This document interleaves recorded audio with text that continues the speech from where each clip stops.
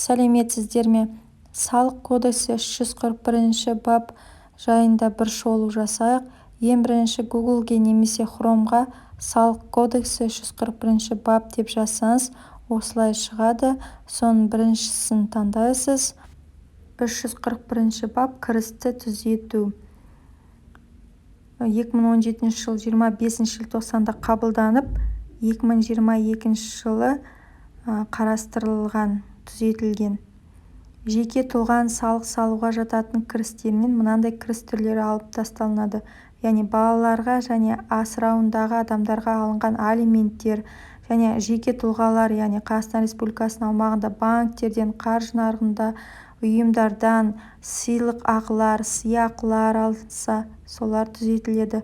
Борыштық бағалы қағаздар бойынша сыйақылар, содан түскен төлемдер, кірістер алынып тасталынады. Және дивидендтер деп, резиденттер деп бөлек қарайды. Яғни заңды тұлғалардікі бөлек, және осында заңсыз тұлғалардікін бөлек қарастырады.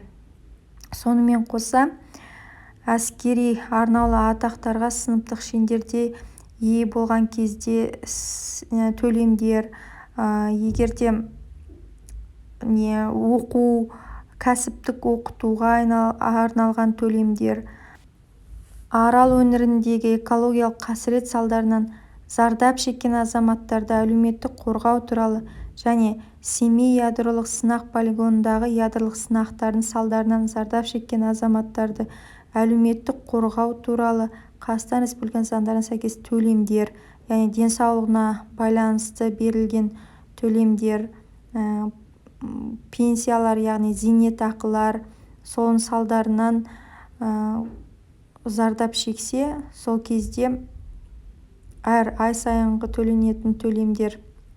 Содан кейін, егер жеке қосалқы шаруашылықпен айналысатын болса, сол кезде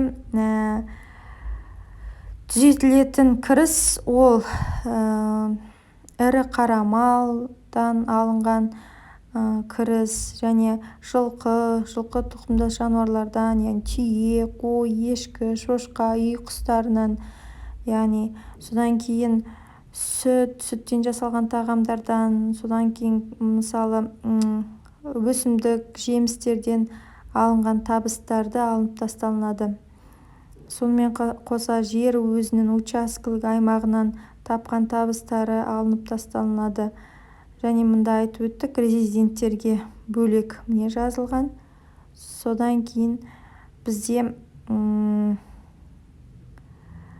мысалы сыбайлас жемқорлықта, егерде құқық бұзушылық кезінде қарсы іс-қимыл жасауда жәрдемақы көрсетілетін болса, соларды алынып тасталынады. Сол берілген ақшасы алынып тасталынады. Сосын бізде зейнеткерлік жасқа толған отставкадағы судьяларға өмір бойы ай сайынғы қамтылым бойынша алынып тасталынады. Егерде осының барлығын бір шолу жасайсыз. Еңбек сіңірген жылдар үшін зейнетақы төлемдер мен мемлекеттік сыйақылар алынып тасталынады. Сонымен қоса, Ислам банкінде орналастырылған инвестициялық депозиттер, сыйақылар алынып тасталынады. Содан кейін осылардың барлығын санап, 270 декларацияны толтырғанда түзету сомасы деген жерге жазып өтесіз.